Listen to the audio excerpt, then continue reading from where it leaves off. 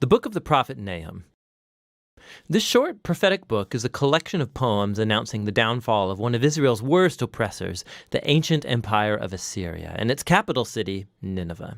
The Assyrians arose as one of the world's first great empires, and their expansion into Israel resulted in the total destruction and exile of the northern kingdom and its tribes.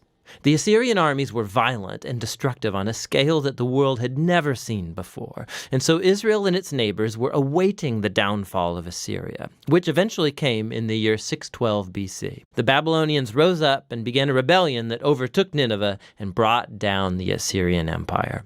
And so chapter 2 depicts the fall of Nineveh in vivid poetry, and chapter 3 then explores the downfall of the empire as a whole.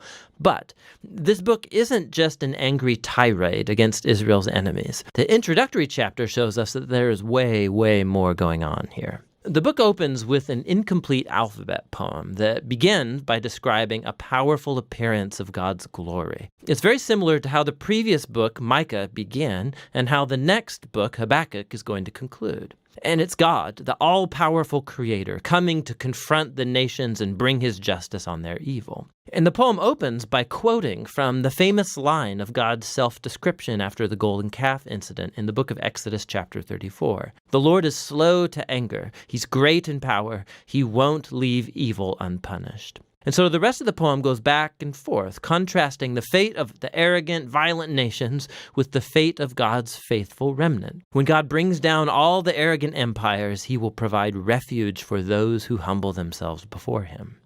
Now, here's what's really interesting, is that you thought this book was only about Assyria, but Nahum actually nowhere mentions Nineveh or Assyria in chapter 1. And when he describes the downfall of the bad guys, he uses Isaiah's language about the fall of Babylon, which happened much later in history. And not only that, Nahum also describes the downfall of the bad guys as good news for the remnant of God's people. It's a direct allusion to Isaiah's good news about the downfall of Babylon. And so all these little details from chapter 1, they come together to make a key point. For Nahum, the fall of Nineveh is being presented as an example, as an image of how God is at work in history in every age, how he won't allow the arrogant or violent empires of our world to endure forever. And so the message of Nahum is actually very similar to that of Daniel. Assyria stands in a long line of violent empires throughout history, and Nineveh's fate is a memorial to God's commitment to bring down the violent and the arrogant in every age. With this perspective from the opening chapter, the book then returns to its focus on Assyria. And so chapter 2 describes the Battle of Nineveh and the overthrow of the city in progressive stages. So first we see the front line of Babylonian soldiers, and then we read about the charge of the chariots, and then the chaos on the city walls as the city is breached, then the slaughter of Nineveh's people, then the plundering of the city. Chapter 3 goes on to describe the results of the city's downfall for the empire as a whole.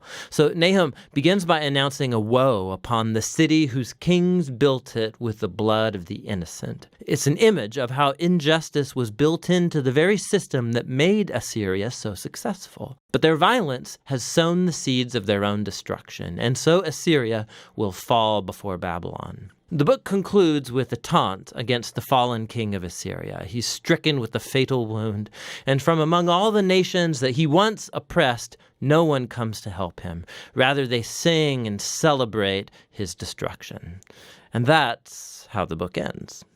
Now, this is a gloomy book, but it's important to see how Nahum's message addresses the tragic and perpetual cycles of human violence and oppression in every age. Human history is filled with tribes and nations elevating themselves and using violence to take what they want, resulting in the death of the innocent. And the book of Nahum uses Assyria and Babylon as examples to tell us that God is grieved, and that he cares about the death of the innocent, and that his goodness and his justice compel him to orchestrate the downfall of oppressive nations. And God's judgment on evil is good news, unless, of course, you happen to be Assyria. Which brings us all the way back to the conclusion of that opening poem in chapter 1. Which tells us that the Lord is good and a refuge in the day of distress. He cares for those who take refuge in him. And so the little book of Nahum invites every reader to humble themselves before God's justice and to trust that in his time he will bring down the oppressors of every time and place. And that's what the book of Nahum is all about.